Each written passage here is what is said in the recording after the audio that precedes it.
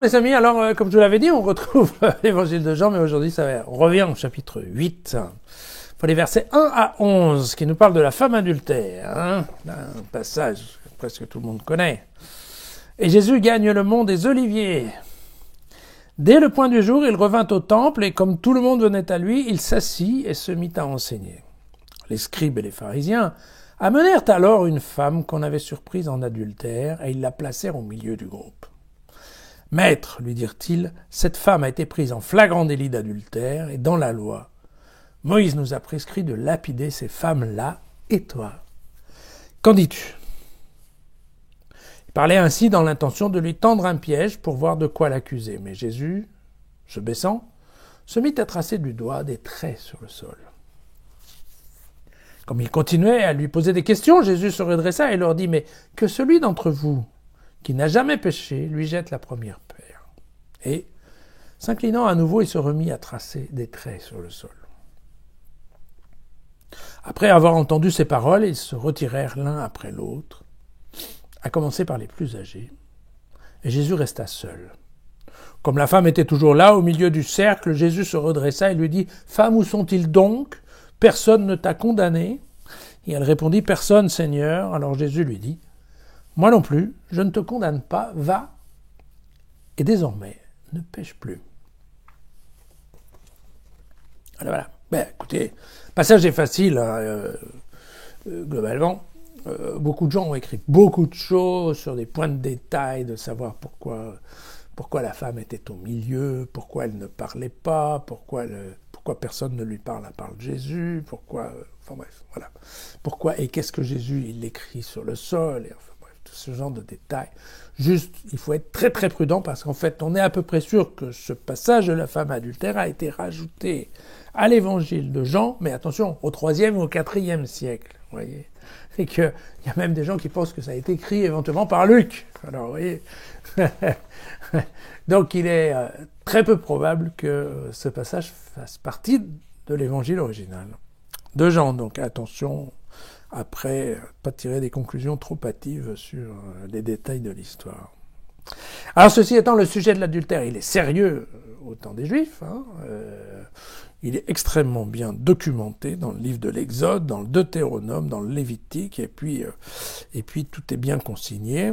On explique bien comment ça se passe, on sait qu'il faut qu'il y ait au moins 2 témoins, on sait que c'est encore mieux si c'est pris en flagrant délit, et c'est vrai que si c'est en flagrant délit, c'est le plus vieux des témoins qui a l'honneur, de jeter la première pierre dans le cas d'une lapidation. Alors après, il y a quand même des points techniques qui sont importants, qui est que, d'une part, c'est pas que la femme qui est lapidée, c'est les deux. Voilà.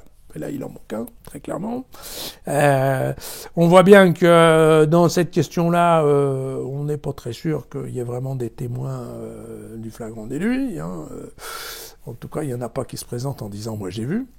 Et donc, une fois de plus, c'est un truc juridique qui paraît assez mal embranché. Probablement, la seule justification, c'est plutôt de tendre un piège à Jésus que de vraiment discuter de la culpabilité ou pas de la dame. D'ailleurs, c'est assez intéressant pour ceux qui ont le temps, allez lire le livre de Daniel au chapitre 13, et vous verrez qu'il y a une histoire, l'histoire de Suzanne qui se baigne nue dans les jardins de son mari, et qui est repéré par deux vieux bonhommes complètement libidineux qui lui font un chantage impossible pour qu'elle couche avec, et bref, après vous verrez l'histoire de Daniel qui prend sa défense. Mais donc, on est typiquement dans le même genre de registre, voilà. Alors Jésus, bien entendu, je dirais, va défendre la miséricorde, voilà. Alors, c'est vrai qu'il change un tout petit peu le texte de la loi, parce que vous voyez que là, il dit que ce n'est pas celui qui est le témoin qui doit jeter la première pierre, mais celui qui n'a pas péché. Or ça, franchement, ce n'est pas écrit dans la loi.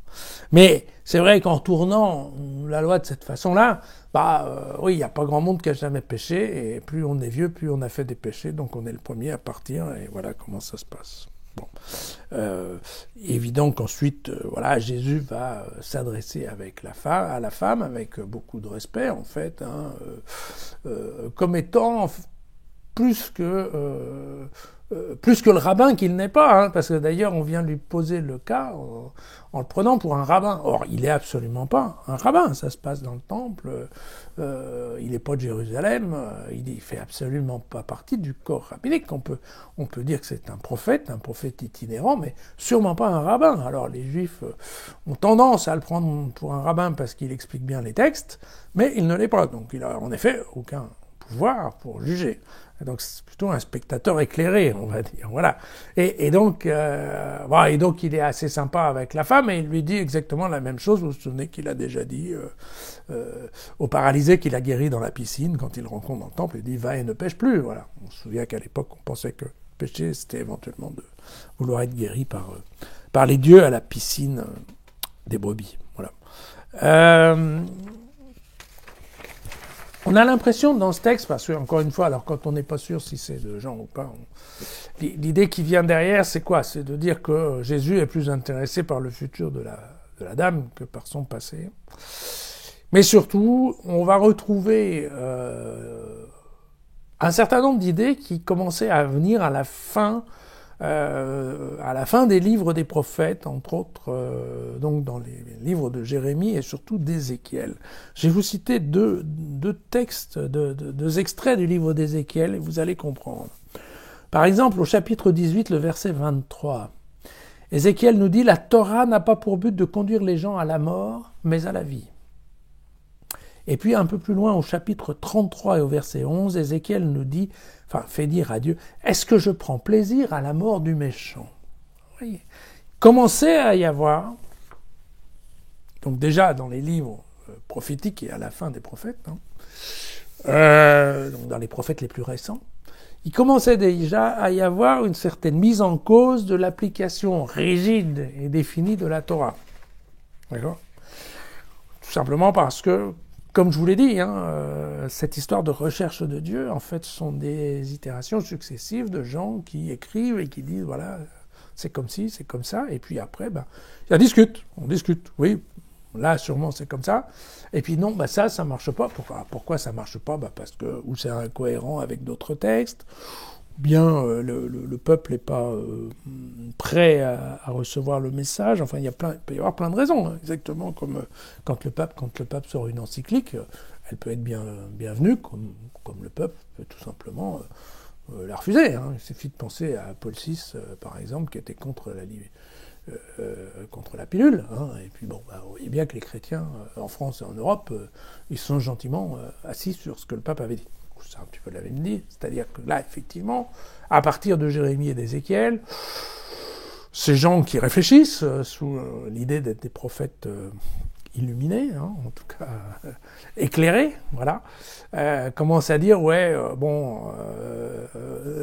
les 10 commandements et la Torah, c'est bien, mais bon, attention. Et donc, il est évident que, évidemment, on va dire, pour parler comme les Juifs, le prophète Jésus s'inscrit effectivement dans cette optique de dire, attention, la loi n'est pas tout. D'accord. L'agir, c'est... il faut qu'il y ait aussi la miséricorde, il faut qu'il y ait l'amour. D'accord. Ça, c'est quand même le message principal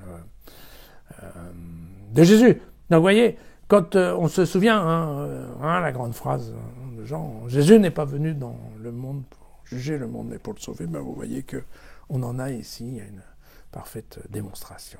Voilà. À demain.